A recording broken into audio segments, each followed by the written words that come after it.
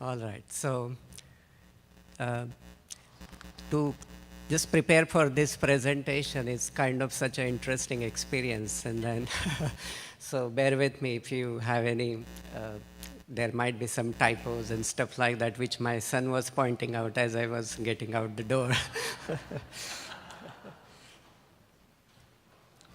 So my topic is really how I look at yoga is integration of yoga and Ayurveda together. And then same time, I look at yoga with two spectrum, is how to use yoga for cultivation of peace, global peace, and then also for health aspect of it.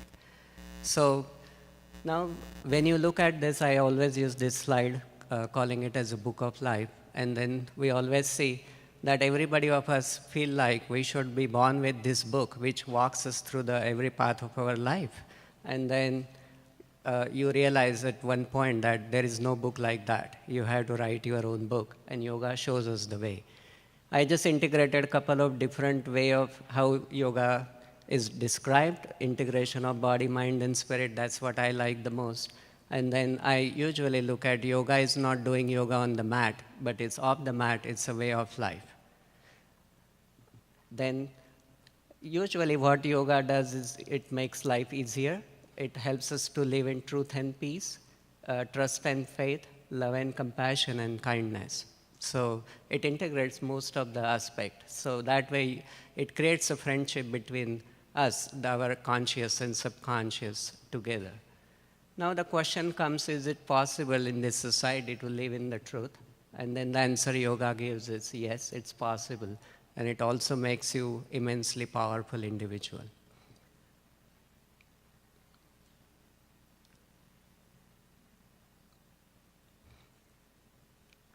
So now the next point is trust yourself and others at the same time. So even the inimical looking creatures can become friends with each other, and the faith and the patience. So the California person went to God and he said, I have everything in the life. I lack patience, but hey, God, give it to me now. So love, kindness, and compassion. So love thyself, and then all will love you when you love all. And then love is godliness. So that's kind of a basic teaching which come from the Buddhist part of the yoga. So now the question my grandfather always used to ask me that you clean your body, but when you are going to clean your mind. So it's most important part that there is easier way where we can clean the body, but what are the possible options which we can choose or have which will help us to clean our mind? So obviously how to clean the mind, the answer you know, that meditation becomes the simplest solution to achieve the same.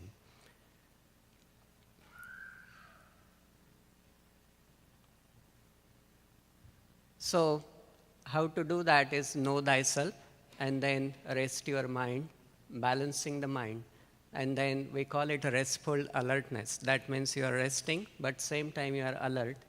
And then meditation is the art of non-doing. So when I teach our teenagers, they always say, call my mom and tell her that I am meditating because I'm doing nothing sitting here. And then the stress is a common buzzing word which we know, and it can attack if it is not taken care of. And yoga usually, we describe it as two types of stress, eustress and distress. So eustress is actually helpful us for doing a lot of good things, and the distress is not the one. So mental peace, how can achieve mental peace is through the thought, action, behavior, and nature. So that's how our personality gets formed, and then automatically it results into a positive behavior modification. So these are some common traditionally recognized benefits of yoga, and then I mentioned some scientifically recognized benefits of yoga. So as time is going on, you notice there is a lot of research. There was currently endorsement from the American Heart Association for transcendental meditation for cardiovascular disease. And then Dalai Lama's visit recently, and the research in Stanford.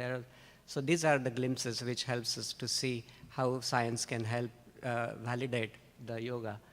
How to integrate yoga into daily life. So these are some ideas.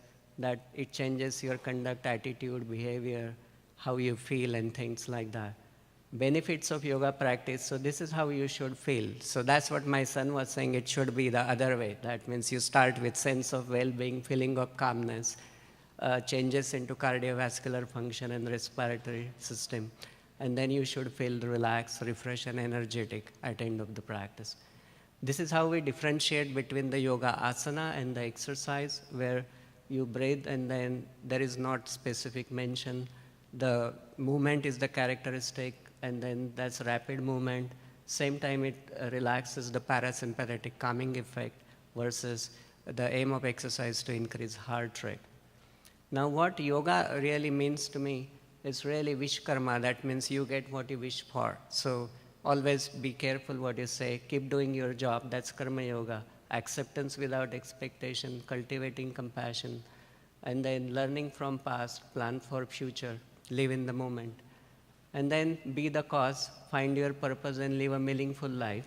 Aspire to rise and to help others rise as well with you. We can cultivate our mind either to create, maintain, and destroy.